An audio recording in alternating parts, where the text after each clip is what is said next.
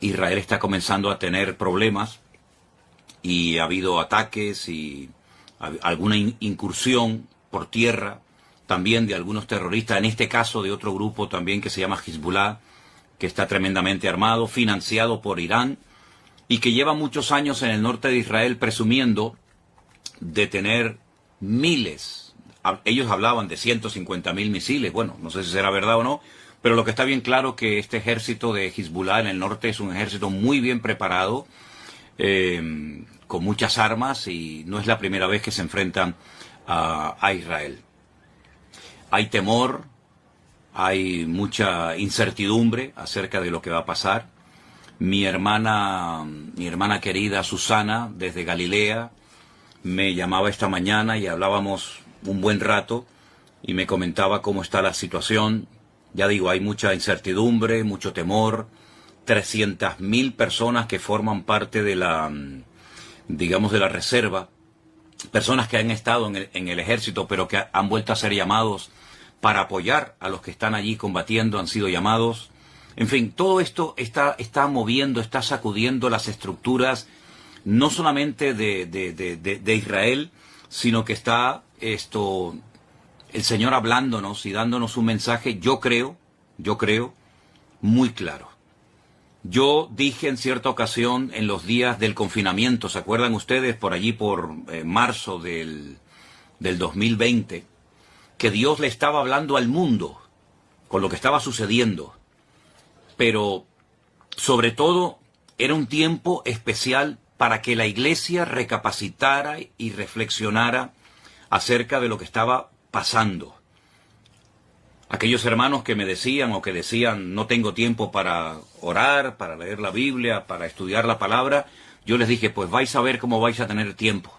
Ahora vais a tener bastante tiempo porque vais a estar encerrados muchos días, semanas y probablemente hasta meses, para que esa excusa de que no tengo tiempo ya sea desterrada definitivamente de vuestras vidas.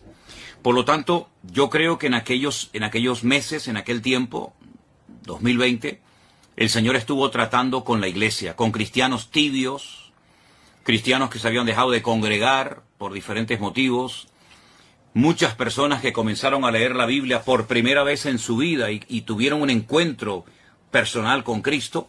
Y bueno, y de aquellos días, de aquella temporada, surgió lo que todos conocemos como la iglesia virtual, formada por centenares y centenares de hermanos de todas partes del mundo que se acercaron al Señor, gente que se entregó a Cristo en aquellos días, y nació la iglesia virtual, que hasta el día de hoy pues sigue siendo un instrumento tremendamente poderoso en las manos del Señor, y ahí surgieron iglesias y obreros y lugares de culto y tantas cosas que podríamos mencionar. Ahora el tiempo es diferente. Ahora nosotros, por lo menos en esta parte del mundo, no estamos encerrados, pero sí están encerrados en sus hogares los habitantes de Israel, que no pueden salir a las calles, no pueden ir los chicos a estudiar a la escuela, no pueden las personas ir a trabajar a sus trabajos porque el país está en guerra. Pero yo siempre también he dicho, y solamente lo recuerdo, que lo natural es un reflejo de lo espiritual. Repito, lo natural es un reflejo de lo espiritual. ¿Qué está pasando en lo natural? Cosas terribles. Hemos visto imágenes que nos han dejado a todos con los pelos de punta, y otras muchas que no hemos querido publicar. Y todo esto, la pregunta es, ¿Dios lo ha permitido, sí o no? ¿O es que aquí el diablo puede hacer lo que le da la gana, cuando le dé la gana y cuando quiera y donde quiera?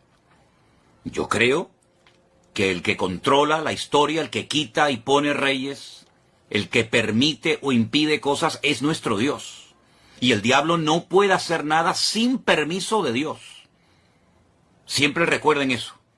El diablo no puede hacer nada sin permiso de Dios. ¿Se acuerdan cuando el endemoniado Gadareno, los demonios que habitaban en él, le pidieron permiso al Señor para entrar en aquella piara, en aquel hato de cerdo? ¿Se acuerdan ustedes? Bueno, pues ahí tienen un ejemplo. El diablo está sometido a Dios. Libro de Job, léanlo detenidamente, léanlo tranquilamente, y se van a dar cuenta que Satanás actuaba hasta donde el Señor le permitía actuar, porque el diablo no es un ser, digamos, autónomo, que pueda hacer lo que le dé la gana, sin darle cuentas a nadie, ni muchísimo menos. El diablo es un ser que tiene que estar sometido a Dios, le guste o no, porque Dios es el que permite, el que impide, el que autoriza, el que abre o el que cierra. Y en esta ocasión, Dios ha permitido todo lo que ha sucedido. Claro, algunos dirán, bueno, pero yo no creo en eso. Es que, lo he dicho muchas veces, lo que usted crea o lo que usted opine no va a cambiar la esencia de Dios. Y Dios tiene todo el permiso y toda la autoridad para hacer lo que quiera y cuando quiera, cuantas veces le dé la gana, porque para eso es Dios. Y no está sujeto a leyes humanas ni a ningún tipo de limitaciones. Él es Dios soberano, Rey de toda la tierra es de Dios y su plenitud, y por lo tanto, cuando Él permite algo es porque es necesario que eso que sucede haya sucedido de esa manera. Cuando el hombre peca contra Dios, cuando el hombre pisotea la sangre de Cristo, cuando el hombre se mete contra el Evangelio, las consecuencias a corto y a largo plazo son terribles. Terribles. Yo estaba ahora mismo hablando con unos hermanos de Jerusalén, donde me acaban de decir hace un instante que hace unos días, hace muy poco tiempo, en la ciudad de Haifa, allí en Israel, pues fueron a evangelizar, a hablar de Cristo. Miren qué delito, ¿no? Tan grande, ¿no? Todo el mundo puede manifestarse, pero parece ser que en Israel, hoy por hoy, a los misioneros, a los hermanos que salen a las calles, en un país, dicen, 100% democrático, pues parece ser que unos tienen más derechos que otros. Y esa es la cruda realidad. Yo he visto cómo a personas en Jerusalén se les ha escupido, se han quemado nuevos testamentos, se les ha perseguido, se les ha criticado, se los ha expulsado de zonas porque son cristianos, son enemigos, ¿verdad? Y hay que expulsarlos. Pero luego, sin embargo, se hacen otras manifestaciones, otros colectivos totalmente antibíblicos, incluso algunos que hasta odian y oran en contra del Estado de Israel, se les permite salir con sus banderas, con sus pancartas y hacer todo tipo de manifestaciones en público. Pero a los cristianos no. A los cristianos no se les permite evangelizar. Y si no, inténtelo. Si no me cree, haga usted la prueba. Coja mañana tratados, folletos, Biblias, Nuevo Testamento. Váyase, por ejemplo, a Jerusalén y póngase donde usted quiera. A ver si usted tiene la libertad de repartir libremente. Ni se le ocurra, porque la van a expulsar y le van a impedir y la policía se le va a tirar encima. Entonces, ¿de qué estamos hablando? ¿Del pueblo de Dios? Mire, está pasando en Israel hace muchos años, no ahora, hace muchos años está pasando lo mismo que pasó en la época de la iglesia primitiva, que a los líderes religiosos no les gustaba que a los apóstoles predicaran de Cristo en las calles. Los encarcelaron, los torturaron. ¿Dónde mataron a Esteban? Yo pregunto, ¿dónde mataron a Esteban? ¿Y quién mató a Esteban? A Esteban no lo mataron gentiles. ¿Qué le hicieron a Esteban? ¿Quién estaba presente en la ejecución de Esteban? ¿No estaba por ahí un jovencito, un tal Saulo de Tarso? ¿Saulo de Tarso de dónde era? ¿De Japón? ¿De Babilonia? ¿De España? ¿De dónde era Saulo de Tarso? ¿De dónde eran los que apedrearon a Pablo? ¿Quiénes eran los que le impedían a los apóstoles predicar el evangelio libremente en la ciudad de Jerusalén? ¿Quiénes eran? Ustedes saben la respuesta, está en el libro de los Hechos, solamente es cuestión de leer la Biblia. Entonces es exactamente lo mismo, pero ya no estamos en el siglo I, estamos ahora ya en el año 2023, y todavía en Israel está prohibido evangelizar. Ustedes sabían que en Jerusalén hay una universidad de los mormones, una universidad, unas propiedades, unas instalaciones tremendas, que tuvieron que costar muchos miles, tal vez millones de dólares, no lo sé. Bueno, se les permitió hacer eso en Jerusalén con la condición de que no evangelizaran. Porque ustedes saben perfectamente que los mormones salen por ahí a repartir sus folletos, a evangelizar. Bueno, no lo pueden hacer, no lo pueden hacer. Entonces, no me vengan a mí ahora que Dios tiene que respaldar y tiene que bendecir y tiene que apoyar a un pueblo que prohíbe la predicación del Evangelio, que prohíbe la predicación del Mesías, en el cual creemos los cristianos. Nadie está obligado a creer en el Mesías de los cristianos, nadie está obligado, pero se supone que en un país libre, en un país democrático, uno puede hablar de lo que quiera, se supone. Como también en la democracia en España se supone que se pueden decir y hacer ciertas cosas, pero a la hora de la verdad no es verdad, ¿verdad? Entonces, mis queridos hermanos, eso por una parte. Por otra parte, ¿en quién se está poniendo mayoritariamente? No digo en toda la población, pero ¿en quién se está poniendo fundamentalmente la confianza en este momento, en medio de este conflicto por parte de muchos habitantes de Israel? En un señor norteamericano que apoya a ciertos y determinados colectivos que todos sabemos cuáles son y qué es lo que pretenden, colectivos que precisamente interrumpieron una reunión de oración a judíos ortodoxos en Jerusalén, y esa reunión que se iba a celebrar en Jerusalén con el día y las festividades del Yom Kippur, etcétera, no fueron interrumpidas por extranjeros ni por cristianos, fueron interrumpidas por judíos, habitantes de Israel, que se levantaron contra sus compatriotas a prohibirles que oraran, que leyeran la Torá, que hicieran teshuvá, y los que me están oyendo y son de allí sabéis a lo que me refiero, se les prohibió y se les expulsó. Donde se han hecho manifestaciones totalmente antibíblicas y ante los principios morales y espirituales de la colectividad religiosa de Jerusalén. ¿Dónde se han hecho esos desfiles? ¿No han sido en la ciudad santa de Jerusalén? Entonces, hermanos, cuando estas cosas ocurren, no ocurren por casualidad. Las cosas no ocurren porque al diablo se le ocurrió zarandear ahora a este país y no. Vamos a ver, las cosas ocurren con un propósito. Y ni una hoja de un árbol se mueve si no es con permiso de nuestro Dios. ¿Sí o no? ¿Cuántas veces lo hemos dicho? Que no se produce, no ocurre nada sin permiso de Dios. Y Dios ha permitido en este momento que se hiciera el ridículo y que la gente todavía, tanto en Israel como fuera de Israel, se estén preguntando, ¿pero qué ha pasado? ¿Qué ha pasado con el servicio de inteligencia tan poderoso que tiene Israel? ¿Qué ha pasado con los soldados? ¿Qué ha pasado? ¿Se han quedado dormidos? ¿Cómo es posible que más de 1000 terroristas se hayan infiltrado en territorio israelí y hayan hecho una masacre terrible que, aunque algunos políticos, incluida la vicepresidenta de nuestro país, de España, no ha querido condenar, y otros tantos políticos en su hipocresía y en su populismo, ¿verdad? Pues esto ha sido algo terrible. Esto me recordaba a mí a los tiempos bíblicos, cuando se peleaba contra filisteos y amorreos y aquellas matanzas y aquellas cosas terribles que nos cuenta la historia. Pues lo hemos visto hace unos días en televisión, como centenares de personas corrían despavoridas como conejos asustados por el desierto del sur de Israel y eran como presas de caza disparándoles a discreción, a diestra y a siniestra, y hemos visto cosas que ni siquiera quiero mencionar. Hermanos queridos, ¿es que acaso Dios se ha dormido? ¿Es que acaso Dios se ha olvidado de su pueblo? ¿Es que acaso Dios ya no recuerda sus promesas y sus pactos? Claro que los recuerda. El problema no es que Dios se ha olvidado de su pueblo. El problema es que su pueblo se ha olvidado de su Dios. Esa es la realidad.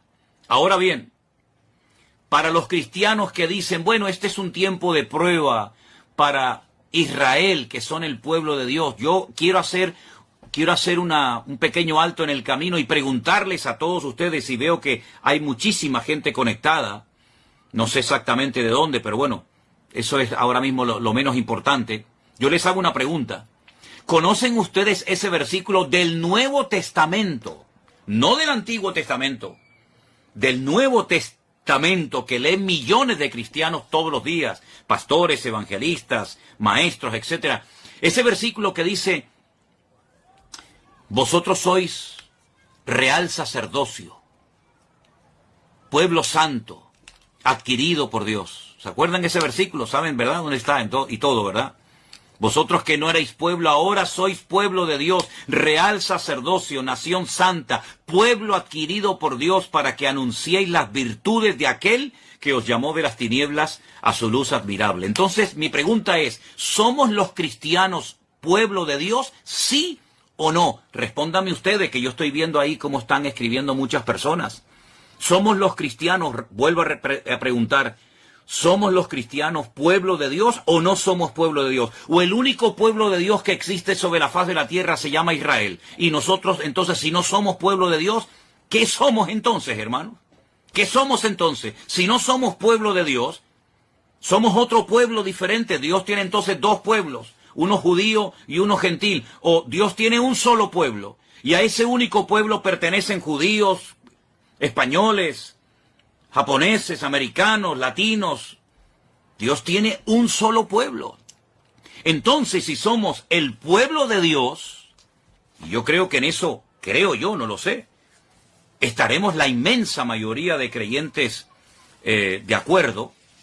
Si somos el pueblo de Dios, y veo que muchos están contestando, sí, pastor, sí, somos el pueblo, muy bien, pues entonces a todos los que están diciendo que sí somos el pueblo de Dios, y a los que no lo están contestando, pero saben que somos el pueblo de Dios, yo les quiero leer estos versículos. Y dicen así: si se humillare mi pueblo. Usted ha dicho que somos pueblo de Dios, lo acaban de escribir muchos de ustedes. Sí, amado pastor, somos el pueblo de Dios. Gracias, hermano. Si se humillare mi pueblo, sobre el cual es invocado mi nombre, y oraren, y buscaren mi rostro, y se convirtieren de sus malos caminos, entonces yo oiré desde los cielos y perdonaré sus pecados y sanaré su tierra. Vuelvo a hacer la pregunta de antes. ¿Somos los cristianos hijos de Dios y pueblo de Dios, sí o no? Sí, ¿verdad? Pues entonces, ¿qué estamos esperando para, como pueblo de Dios, humillarnos, invocar su nombre, orar, buscar su rostro, convertirnos de nuestros malos caminos, dejarlos a un lado?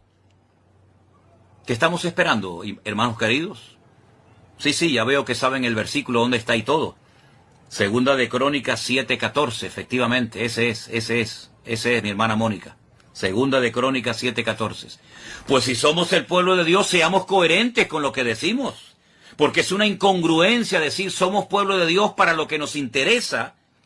Y ahora que está viniendo la hora de prueba a todas las naciones de la tierra, decir no, eso ahora es para los judíos. Entonces, ¿en qué quedamos? ¿Somos o no somos el pueblo de Dios? No seamos hipócritas, no seamos fariseos, no seamos pueblo de Dios para las promesas y para los privilegios y para las bendiciones, y después resulta que no somos pueblo de Dios cuando viene la ira de Dios, cuando viene la justicia de Dios, etcétera, etcétera, etcétera.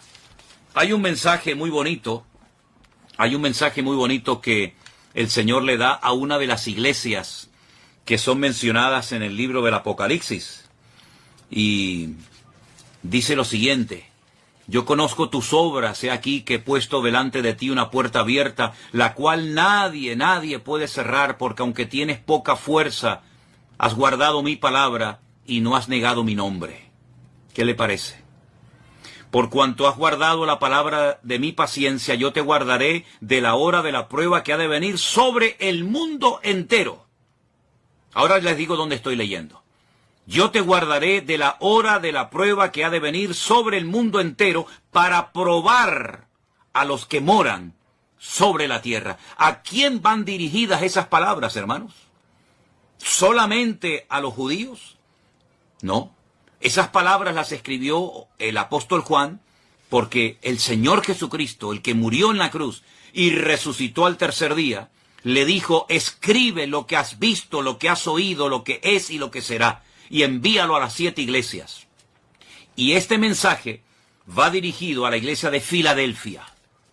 Yo sé que en España la iglesia de Filadelfia son las iglesias de los hermanos gitanos. Pero la iglesia de Filadelfia era una congregación que existía hace 2000 años en la zona de Turquía, de Asia Menor. Y fueron palabras dirigidas por Cristo a una iglesia, a su pueblo. Apocalipsis capítulo 3, del versículo 7 en adelante. Yo te guardaré de la hora de la prueba que ha de venir sobre el mundo entero para probar a los que moran sobre la tierra. He aquí yo vengo pronto, retén lo que tienes para que ninguno tome tu corona. ¿Qué le parece? Somos el pueblo de Dios, ¿verdad? Muy bien. Pues entonces vamos a comenzar a poner en práctica Segunda de Crónicas 7:14. Vamos a comenzar a humillarnos. Vamos a dejarnos ya de perder el tiempo. Vamos a dejarnos de utilizar las redes sociales para tonterías. Y vamos a utilizar todos los recursos y medios habidos y por haber que el Señor ponga a nuestro alcance para predicar la palabra de Dios, la sana doctrina, lo que Cristo quiere que prediquemos, y no perdamos el tiempo en aquellas cosas que no edifican y que no son de Dios. Pueblo de Dios es aquel hombre y aquella mujer, da igual si es judío, japonés, coreano, español o latino, da igual. Pueblo de Dios es todo aquel hombre y toda aquella mujer que ha sido, voy a utilizar un término bíblico, lavado, comprado, redimido por la sangre de Jesucristo. Esos son el pueblo de Dios. Dios no le va a pedir la nacionalidad o el pasaporte a nadie. Pueblo de Dios somos aquellos hombres y mujeres que hemos abrazado a Cristo, hemos creído en Él y lo hemos hecho nuestro Señor, nuestra cobertura y nuestra autoridad. Por eso cuando yo veo al pueblo de Israel casi rogándole, suplicándole al señor Biden, al señor de los Estados Unidos, que el pobrecito ya no sé ni cómo se puede mantener en pie. Por favor, ayúdennos, no nos abandonen, no nos dejen solos. Y vemos al señor Biden saliendo y diciendo, no les vamos a dejar solos, aquí estamos nosotros. Miren, escúchenme una cosa, si no claman ahora al Dios de Israel, los que viven allí, los que necesitan ver una manifestación poderosa del poder de Dios, si no claman a Dios, sino que se refugian y miran al tío Sam y miran a América, cuando termine esta guerra, que va a terminar, por supuesto, y que Dios la va a ganar, y que Dios la va a ganar, ¿quién se va a llevar la gloria? ¿Dios? ¿O los que ayudaron al pueblo de Israel? Porque que yo sepa, el señor Biden tiene de cristiano lo que yo tengo de obispo católico. Yo soy más obispo católico, hablando, bromeando, que el señor Biden de cristiano. El señor Biden de cristiano no tiene nada, nada, nada. Lo que apoya el señor Biden es antibíblico. Y ahora poner la confianza en el todopoderoso tío Sam, creyendo que ellos le van a salvar.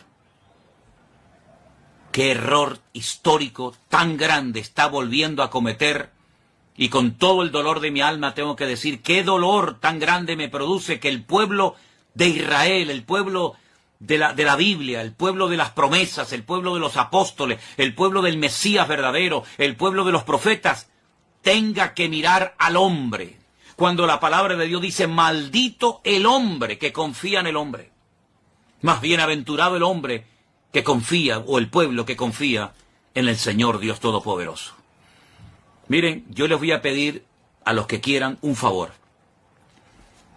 Yo voy a pedirles que ustedes lean detenidamente el capítulo 14, el capítulo 15 y el capítulo 16 de Segunda de Crónicas. Repito, capítulo 14, capítulo 15 y capítulo 16 de Segunda de Crónicas.